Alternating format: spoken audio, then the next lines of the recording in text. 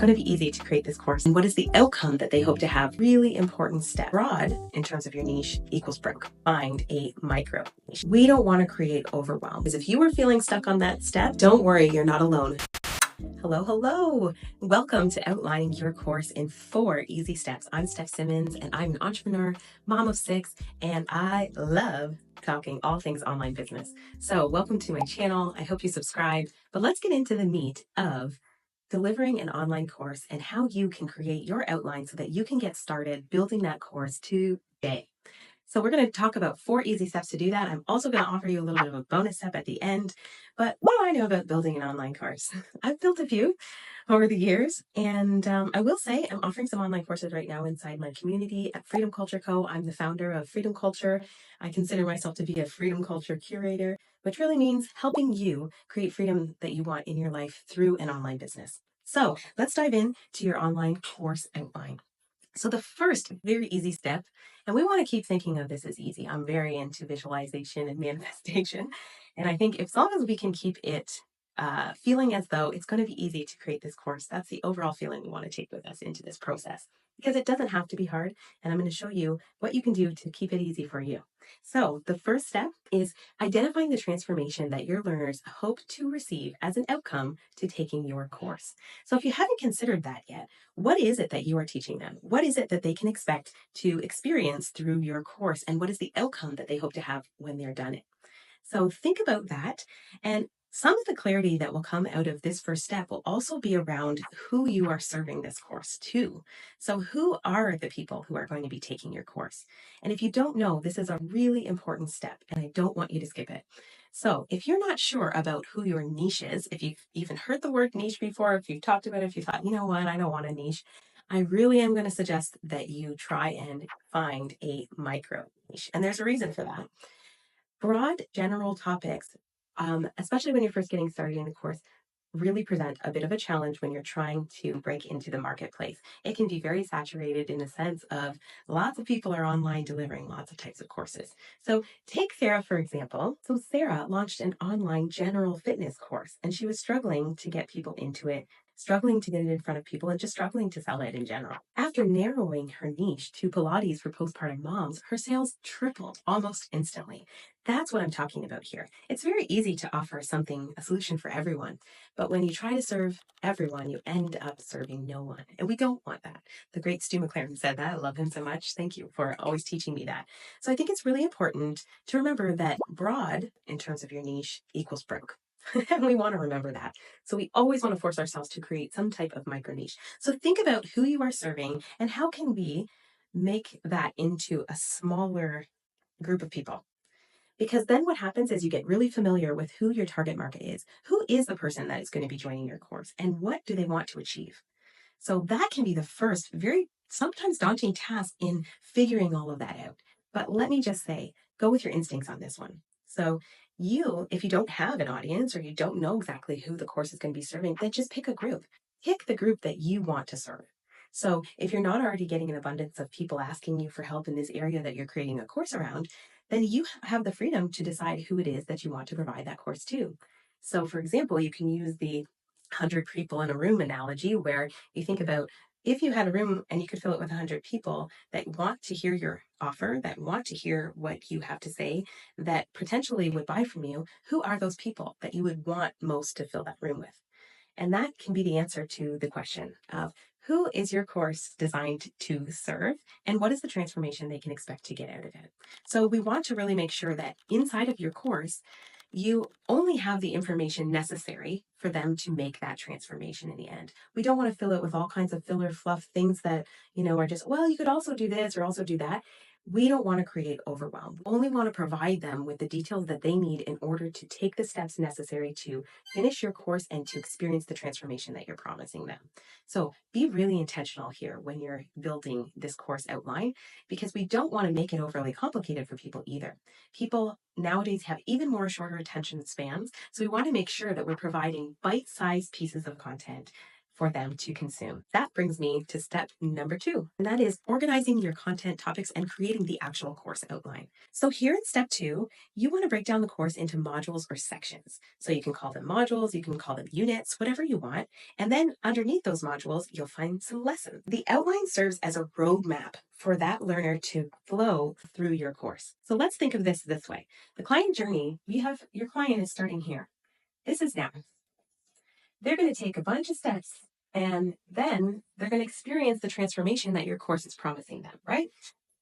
And then that's the then. You can also think of this as like 0 to the hero state, which is them experiencing the transformation that your course promises. So who is this person now? What are they coming in with? Are they expecting to learn a certain skill or knowledge? Whatever it is your course provides, we are then going to outline the course into bite-sized steps that will help them get from now to then and experience the transformation. So this outline is going to serve as a roadmap for both you and your students as they're going through this course. So this section, step number 2, is really the largest part because you're actually outlining what kind of content do you need to create inside of this course in order to allow your student or learner to experience the transformation that you're promising. So it might look something like this. It might have a bit of a timeline here. So this is the start and this is the finish. It's not a race though. So on this timeline of your course, you might have, say they're going to start here, and then we're going to break this into our bite-sized pieces, okay? Perhaps you organize your content in this way. This would be your module 1, or you might want to think of it as step 1 for them. However you want to organize it, it doesn't really matter. We just want to make sure that they have a clear roadmap to what they're going to learn through it. And then, of course, this would be 2, 3, and 4. 4 modules is a really great place to start for a starter course or even a medium-sized course, depending on how much information you're going to provide in each section. So, for example, the Pilates example isn't exactly a great one for here because you're actually, well, you could have that, I suppose. You could have steps here where you're providing certain exercises that are more beginner level here and increase the difficulty level as you continue on.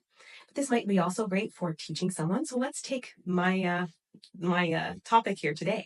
If I'm helping you to build your course outline, maybe I'm actually helping you to build a course. So what would I need to put in each one of these categories to make sure that when you finish, you actually have a course built? So I'm thinking in step 1, I need to help you clarify who you're talking to in this course. So who is this course designed for? And it's no different really than the steps that we're taking now. And then also, if you're building an online course and I'm helping you, in the second part, we're actually going to decide what information is going to go inside this course.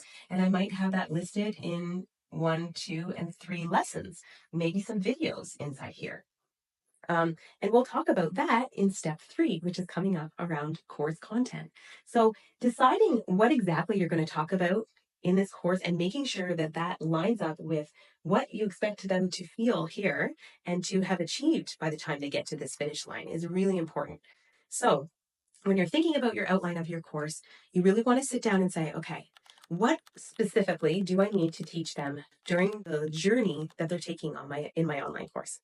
So if that's the question, you need to answer that with very clear steps. And we want to make sure, don't forget that it's bite-sized information. Okay, people don't want to spend hours and hours online learning when they can just get some simple tips from you and then be given some work to do. So that's how I would suggest structuring your course is do a video, explain what they're going to do in this step, and then ask them to do some homework. Ask them to come into the table and bring their information and work on their transformation. So they're going to need to do some work. That is what you will outline. So you may also at the start have a welcome video, a welcome section, which provides them maybe like a workbook or, maybe a welcome video that walks them through what they're going to be learning over the course of however long this is. The other way you can outline this course is perhaps this is week 1, week 2, week 3, week 4.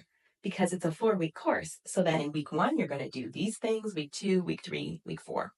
So if, for example, I helped someone build a course around, I think it was 6 weeks to mastering like intermittent fasting. So throughout all those 6 weeks, there were different things that she was going to have them do during that time so that they could get really good at an intermittent fasting lifestyle.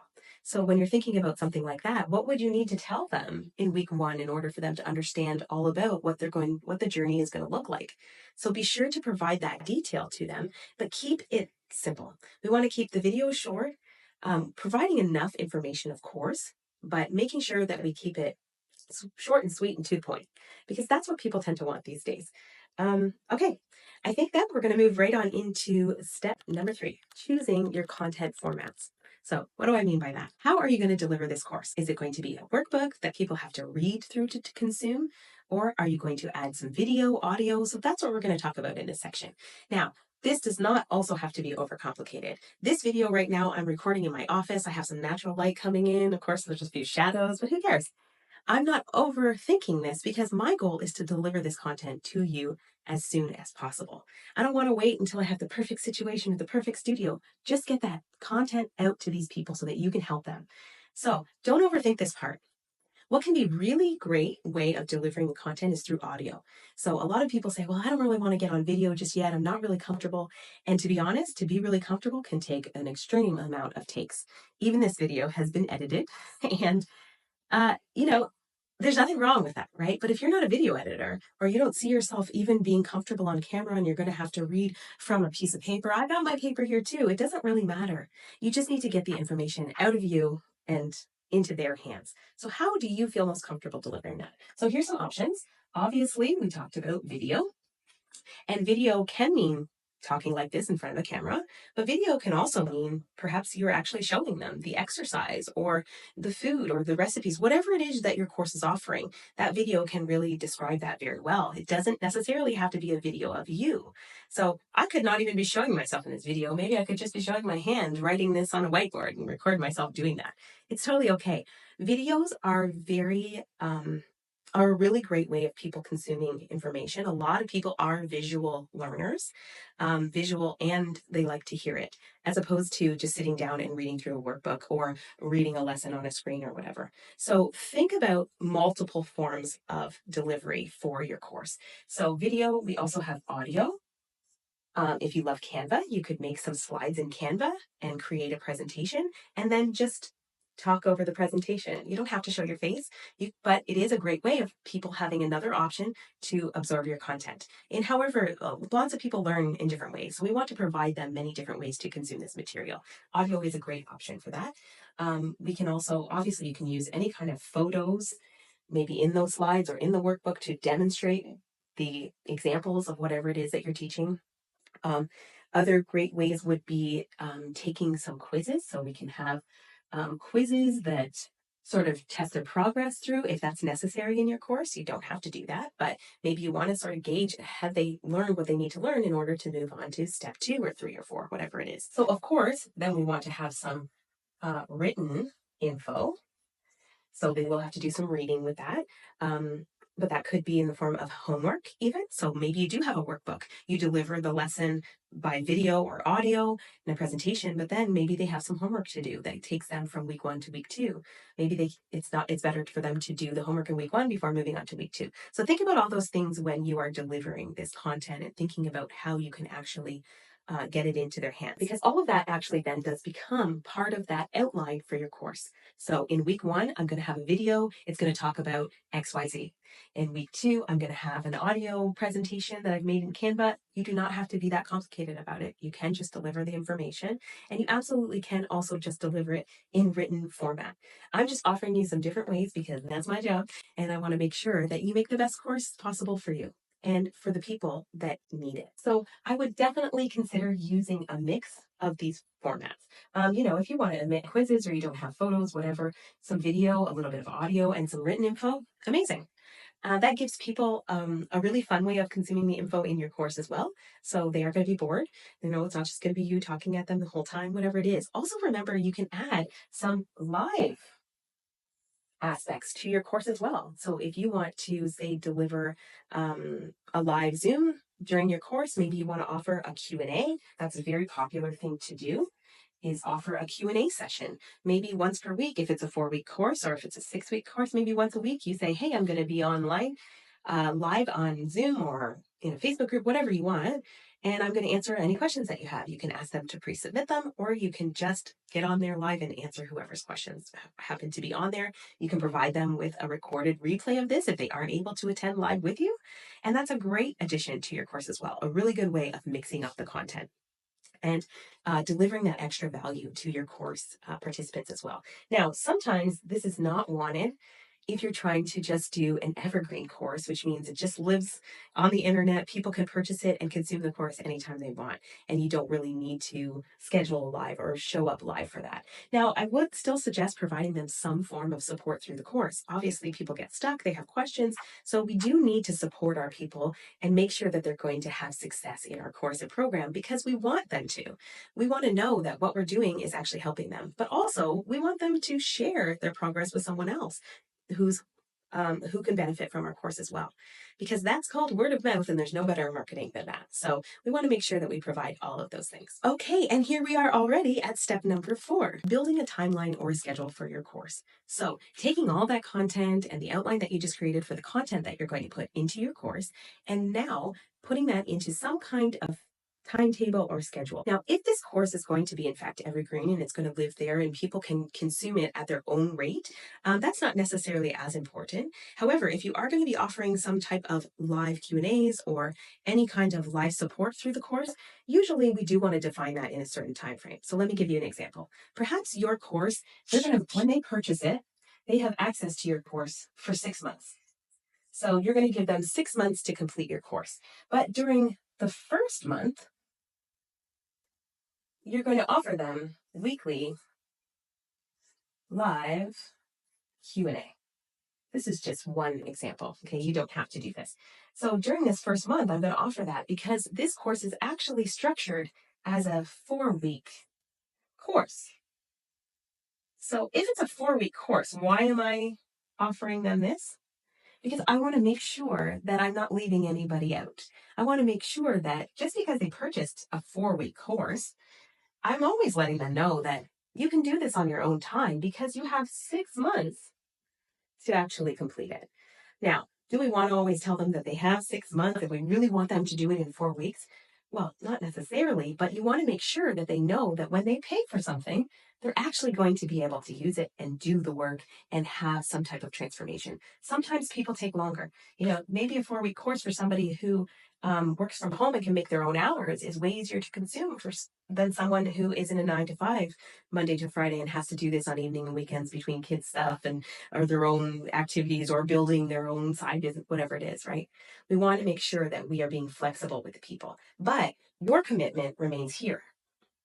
So the first month, you're actually adding these live weekly Q&As, and after that first month, those maybe stop because you want people to try to do this in 4 weeks because you want them to have that transformation immediately. You want them to be making progress quickly through the course so that they can keep building momentum to get to the end and to have that transformation. You really do want them to work through this at the timeline that is created. However, we are still going to allow them to have access for 6 months to make sure that they're getting the value and that they are able to consume it on their own time. So the other thing someone is going to ask when they're buying a course is this timeline manageable for me?